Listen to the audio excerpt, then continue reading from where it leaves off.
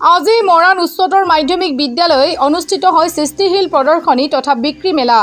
এই অনুষ্ঠান উদ্বোধন কৰে মামৰা বিধানসভা সমষ্টি বিধায়ক সৰোজ দিহিঙীয়াই। এই অনুষ্ঠানত তেখেতৰ লগত উপস্থিত থাকে বিদ্যালয়সমূহৰ পৰিদৰ্শক প্ৰাক্তন শিক্ষা বিষয়া আব্দুল জালিল, মৰাণ পৌৰসভাৰ পৌৰপতি অৰূপ দত্ত আৰু উপ পৌৰপতি উদয় শংকৰ গগৈ। বিধায়ক সৰোজ দিহিঙীয়াই বিদ্যালয়ৰ প্ৰেক্ষাগৃহৰ বাবে বিধায়ক পুঁজিৰ পৰা 10 লাখ টকা অনুদানৰ ঘোষণা কৰে। লগতে তেওঁ কয় যে শীঘ্ৰে বিদ্যালয়ৰ নৱনিৰ্মিত ভৱনৰ শুভাৰম্ভ কৰা হ'ব। অনুষ্ঠানত ছাত্ৰ-ছাত্ৰীৰ লগতে গণমান্য লোক উপস্থিত থাকে।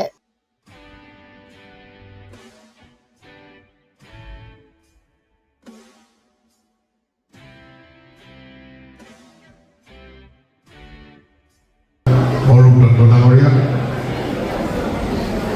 Vice chairman Moran municipality board Uday Shankar Gogoi হৈছে উজনি অসমৰ স্কুলীয়া শিক্ষাৰ আমাৰ স্কুলত প্ৰথমবাৰৰ বাবে এখন প্ৰদৰ্শনীমূলক বিক্ৰী মেলা আৰু সৃজনীমূলক বস্তুৰ এখন আজি মেলা বহিছে। আমি প্ৰথমবাৰৰ কাৰণে কৰিছোঁ আৰু মেলা আয়োজন কৰিছোঁ। ইয়াৰ মূল লক্ষ্য হৈছে ছাত্ৰ ছাত্ৰীসকলৰ যি সৃজনীশীল প্ৰতিভা, সেই প্ৰতিভাৰ কাৰণে আমি এখন মঞ্চ দিব বিচাৰিছোঁ। ছাৰহঁতে ইমান ধুনীয়াকৈ এখন অনুষ্ঠানৰ আয়োজন কৰিছে। আমাৰ বিদ্যালয়সকলৰ মাজত এনেকুৱা প্ৰতিভা আছে। আমি আজি মৰাণ উচ্চতৰ মাধ্যমিক বিদ্যালয়ৰ শিক্ষক শিক্ষয়িত্ৰী আৰু ছাত্ৰ ছাত্ৰীসকলৰ সহযোগত এখন সৃজনীশীল প্ৰদৰ্শনী তথা প্ৰদৰ্শনী মেলা আমি আয়োজন কৰিছিলোঁ। এই মেলাখনৰ মূল উদ্দেশ্য আছিলে যাতে আমাৰ ছাত্ৰ ছাত্ৰীসকলে তেওঁলোকৰ যি সামাজিক জীৱনত যাতে নিজকে খাপ খুৱাই ল'ব পাৰে। আমাৰ সমাজ জীৱনত বিভিন্ন সামগ্ৰীৰ যেনেকৈ আমি ক্ৰয় বিক্ৰয় চলি থাকে, তাৰ এটা আভাস আমি দিব খুজিছিলোঁ।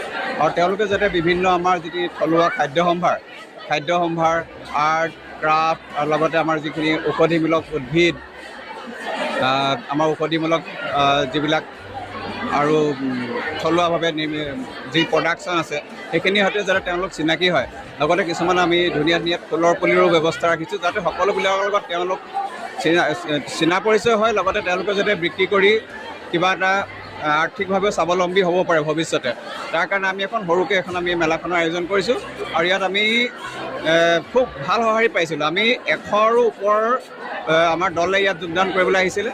সকলোকে আমি ঠাই দিব পৰা নাই, তথাপিতো আমি প্ৰায় ইয়াত আজি 100টা দলক আমি ইয়াত ৰাখিছোঁ। আৰু তেওঁলোকৰ মাক দেউতাককো আমি ইয়াত সাঙুৰি লৈছোঁ যাতে তেওঁলোকেও ঘৰত যিবিলাক উৎপাদিত সামগ্ৰী তেওঁলোকে ইয়াত বিক্ৰীৰ এটা সুবিধা পায়। আৰু ছাত্ৰ ছাত্ৰীসকলেও যাতে তেওঁলোকে ভৱিষ্যতে কিবা এটা নিজে কৰাৰ এটা ইয়াৰ পৰাই যাতে এটা তেওঁলোকে ধাৰণা লাভ কৰে, এয়াই আমাৰ মূল উদ্দেশ্য আছিলে।